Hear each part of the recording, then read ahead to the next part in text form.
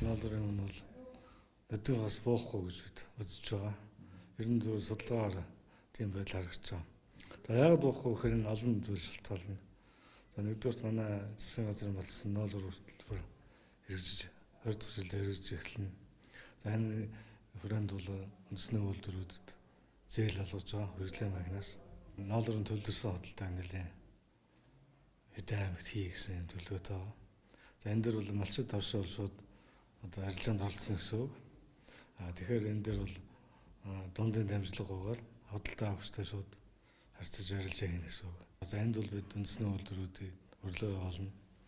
Түүнээс гадна гадаад дотоодын хөдөлთა авахчдаас энд оролцох бүрэн боломжтой.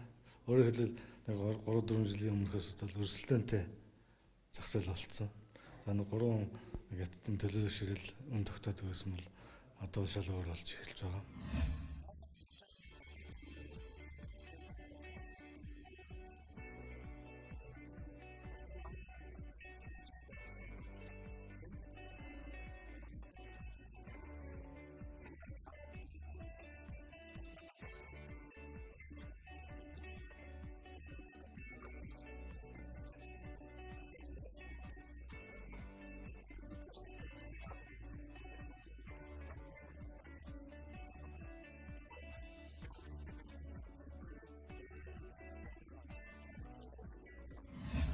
Cross border trading буюу хил дамсан арилж. За энэ юу гэхээр зэрэг дотоодын үйлдвэрүүд маань ноолор түүхийдээ бэлдээд авцсан. Энийгээ одоо хөдөө аж ахуйн бирж хятадын Танжины боохогийн бирж хамтарсан платформ дээр одоо шивдэг. За тэрийг нь бол нөгөө талаасаа нөгөө хятадын эцэг худалдаа авагч нар орч ирдэг. Одоо Австралч үт юм аюу Италич үт юм уу Европын үйлдвэрүүд.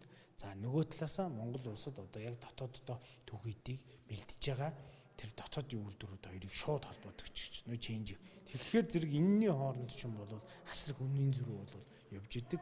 Аж ахуйн нэгжээр гарахгүй зөвхөн одоо тухайн этгээд ноолорыг бэлдэж аваад ингээд дайбай буюу галийн зуучлагчаар дамжаагараа явуудахаар зэрэг ямар ч татвар төлөхгүй яваадах. За дээрэс нь нөөтийн татвар ингээд байхгүй ингээд яваадах.